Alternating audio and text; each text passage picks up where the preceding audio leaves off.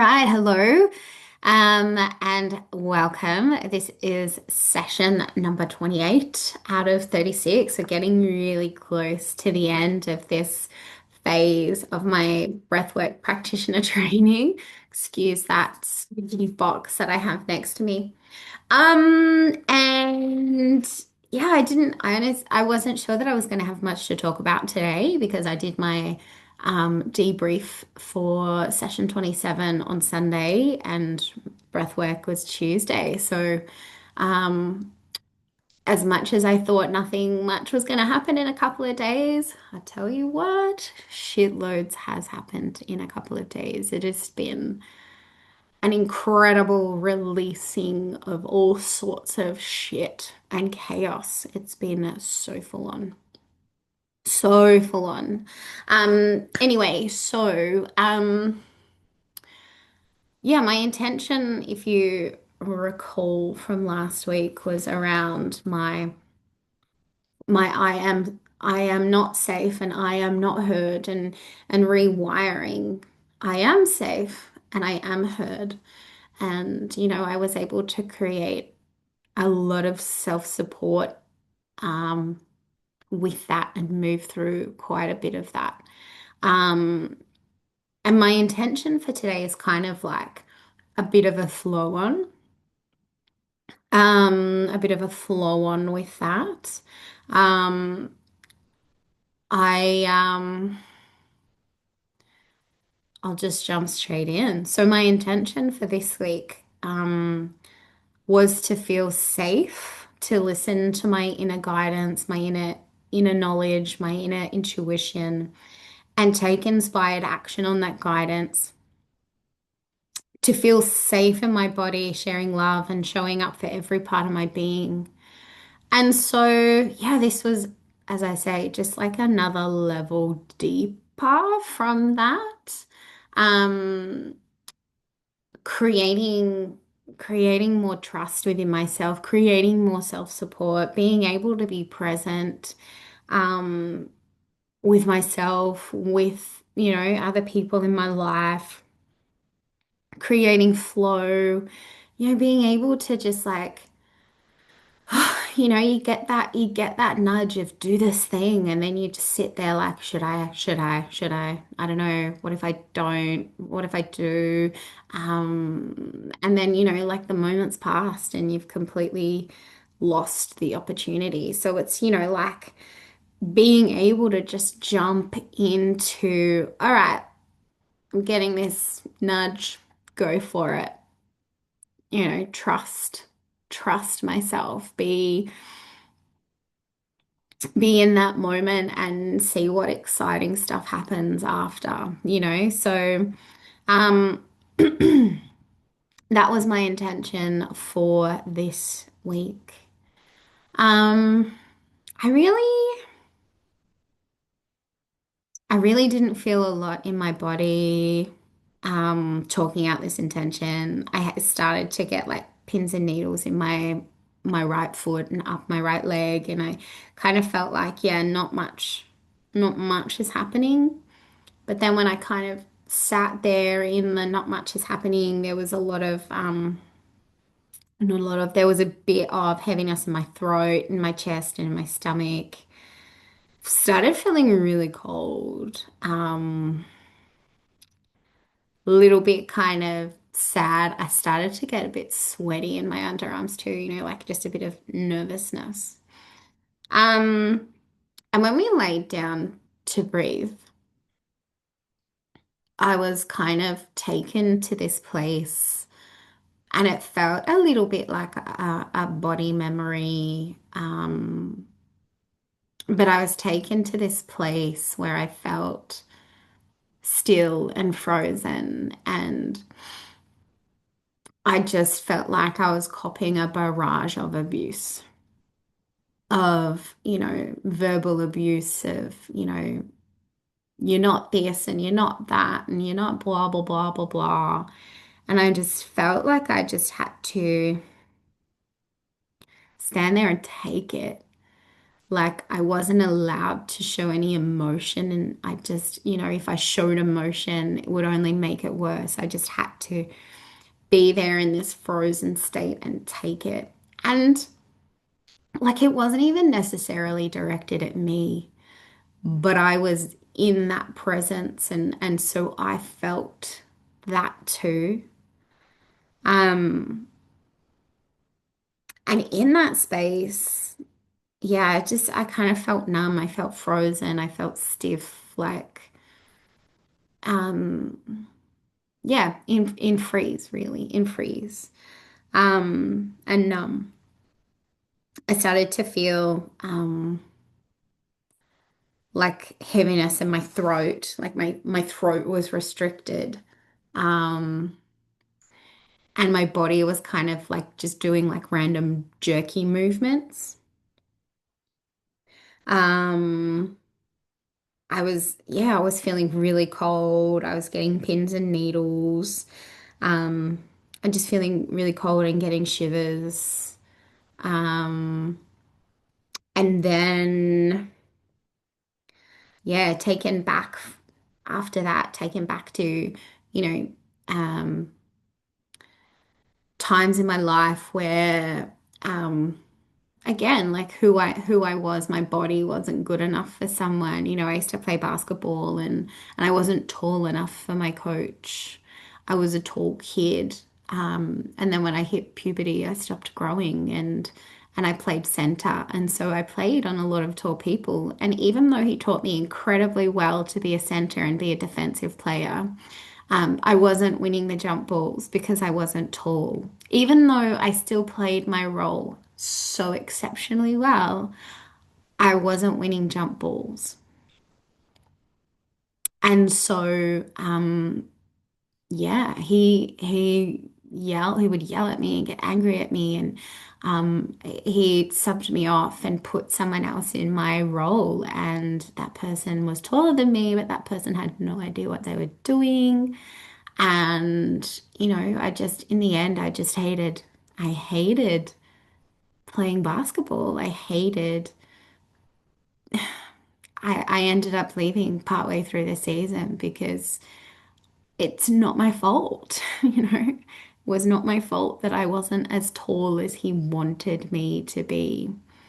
And it really created a lot of separation because my coach was also one of my close friends' dad. And so it created a lot of separation in that friendship. And yeah, things, getting blamed for something that's like completely out of your control. So it took me back to that point in time, wishing that I was taller, wishing that I looked different, wishing that I could be what he wanted me to be, and kind of having a bit of hate towards my body because I wasn't tall enough. Um, I also kind of was taken back to my pregnancies and my birth experience, and also not feeling like I had any control over my body and what my body wanted to do. And I was induced in both of my pregnancies. And actually, I took the gas in the first one, which made me so sick. I vomited everywhere. So I wasn't really able to be present. And to be honest, I really don't remember that birth very much because what I remember was being so sick, and just out of it. And then my second pregnancy, I was induced both times. So hooked up to machines. My second pregnancy was a twin pregnancy, and I was hooked up to two ultrasound machines each side of the bed. The room was just full of people. And I also had to negotiate. I wanted a natural birth, and I had to negotiate because the obstetrician wanted me to have a cesarean. And so we agreed that I could try a natural birth, but I had to have an epidural. And so again, I was in a position where I couldn't do what I wanted to do. And if I was able to move freely, I think there is absolutely no reason why I couldn't have birthed both of my kids naturally. One ended up being a natural birth, one ended up being a cesarean, not because there was anything wrong. He came down breech. Um, but I'm fixed to a bed, hooked up to machines. I could have turned him if I was able to move my body. They ended up saying, look, he's fine, he's not in any distress, but we can't just leave him here. So we have to get him out, which is why I ended up having one each way. And just, yeah, not feeling being in any control over something that my body should have. Just wishing that I could have said, no, this is what we're doing. I'm the wise one. My body is the wise one, and my body will tell you what we're doing, not the other way around. Um, yeah, after kind of being through all of that, I no longer felt that I was kind of like frozen and pinned in that position. And I rolled over to my side and then over onto my stomach. And then I kind of sat in a child's pose for quite a bit of the breathe. And in that position, like I just felt like I could breathe so deeply into my chest and I was just so present with my breath in that position. Um, yeah, and I kind of just stayed there. I did get some pins and needles in my legs and then, yeah, I stayed there for a while, and then I kind of again twisted my body. My chest was still flat on the ground, and my arms were out, but then my hips were rotated, and I was just kind of giving my hip, excuse me, my right hip a really good stretch because it just felt really, really tight and really achy. So,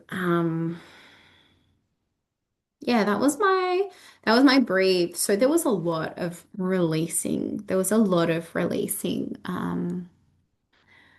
of yeah, moments where I didn't feel like I was in control of my body um when I could or should have been. And I actually finished my breathe. Like I was really confused. I just not confused by my breathe, but I just felt really confused. Um, and it was interesting having my debrief with Brooke and, talking about it. Um, and Brooke mentioned, confusion being like part of the rewiring process. This sense of confusion or feeling of confusion is, just these things rewiring in the nervous system and Um, yeah, I was feeling kind of really flat at the end, just feeling like I needed to just let some things play out and yeah, just let those feelings be there. But by the end of the debriefs and just talking through the process, I started to feel um a little bit better. And yeah, and then some more chaos happened yesterday. Oh my gosh. I've been doing with the Reconnected some more kind of reading on the nervous system and the development of the nervous system and um, birth patterns and how when we make these decisions from the age of conception to the age of 2 or 3, like these are survival decisions. Um, and so it literally feels like a threat to your life. These decisions are a threat to us. And this is why we respond in the ways that we respond, and kind of doing a bit more of the process of my kids, and just being in a place of awareness of my kids. And we actually took away phones because phones are privilege, and you get your privilege after you do the necessities, and they were not doing the necessities. And so we were ready to hand their things back over, and then the behavior was pretty awful and the jobs were not being done. And it was just interesting looking back, not interesting in the moment, but interesting seeing how their nervous systems were responding in the behaviors that they were in. And it was like not having their phones back was a threat to their survival. Like Angus kept saying, give me a reason why, give me a reason why. And I give him the reasons. And he said, but that's not a good enough reason. Give me a better reason. And, like at one point, I went to make myself a tea, and I turned on my coffee machine, and he'd turn off the coffee machine, and then I turned it on and he'd turn it off. He was grabbing my hands and squeezing my hands and forcing my hands behind my back like he was trying to arrest me. Because if he couldn't have what he wanted, I couldn't have what I wanted, which was my tea, and just watching their reactions. And it was literally like fight. It was fight, very much fight, anger, aggression, screaming, crying, tantrums, completely unable to take some self-responsibility to why things had played out the way they had played out. And, again, this morning they were just at me again. And um, yeah, I just was not in a position to take the barrage of abuse today after being in it last night and being so patient and present and trying to be compassionate and understanding. And this morning, like, yeah, more barrage of abuse and just yeah, more releasing of what my experience was in my breath work.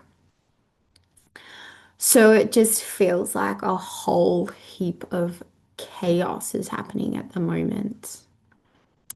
Um, but yeah, very much releasing what's happening in my nervous system. And, it's easy to say, well, things are just turning to shit.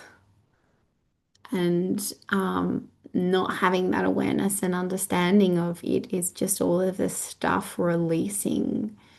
And, I can choose to respond from a place of heightened emotion, or I can choose to respond from a place of compassion and understanding. Um, I can feed it, or I can let it play out. So that's where I am this week. I'm hoping that this doesn't last too much longer because I feel like my patience towards compassion is running out. Um, so yeah.